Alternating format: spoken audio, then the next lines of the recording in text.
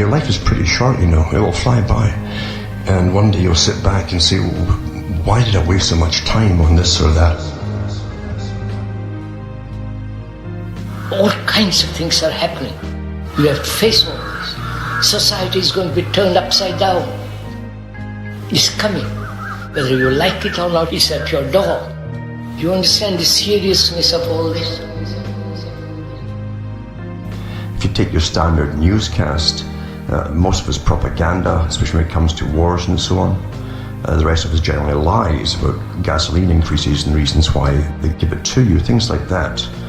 And we're given it by straight-faced people on television, the news anchors, and we're taught from childhood that somehow this is an official authority on truth. Of course, it's nothing to do with truth whatsoever. Society is based on a system of control.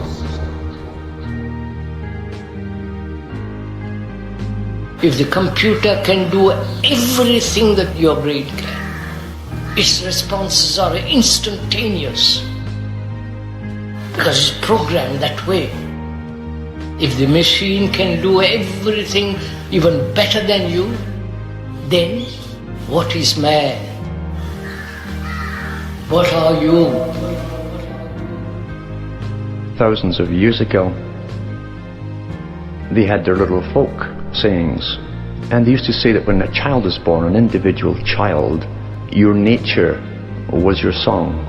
You sang your song, that was you living your life, because the song was your life. Thought creates fear. That is, you're living now. And there is death. Death is sometime in the future, or perhaps tomorrow, far away. Thought says, I am afraid of that state of which I do not know, therefore I'm frightened. Fear is, as pleasure, the product of thought. If you see the truth of that, not intellectually, verbally, then fear comes to an end.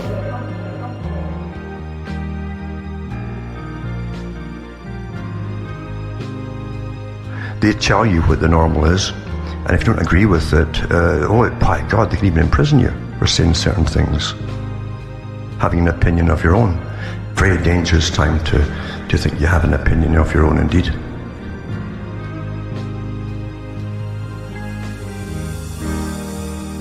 And also, we have never been able to understand pain. Not only physical pain, but also the deep psychological pain. There is the sorrow of constant struggle, conflict. From the moment we are born till we die,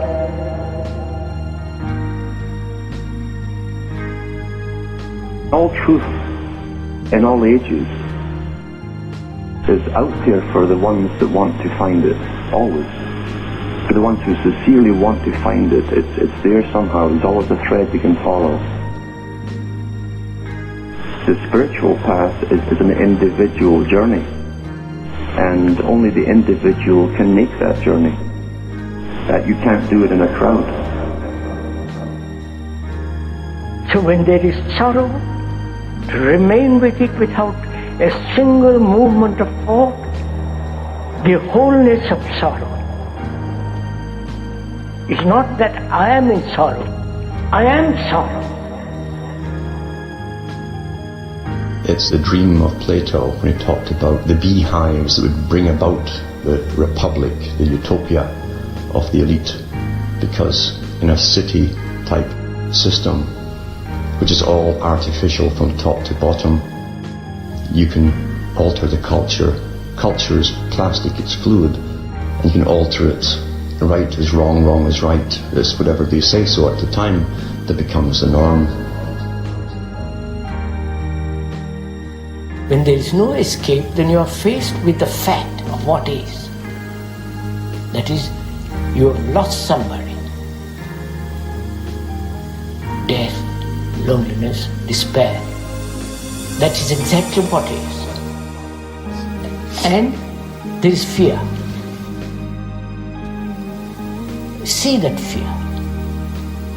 Don't run away, don't escape, don't try to smother it by courage and all the rest of it. See that fear. Be choicelessly aware of that fear.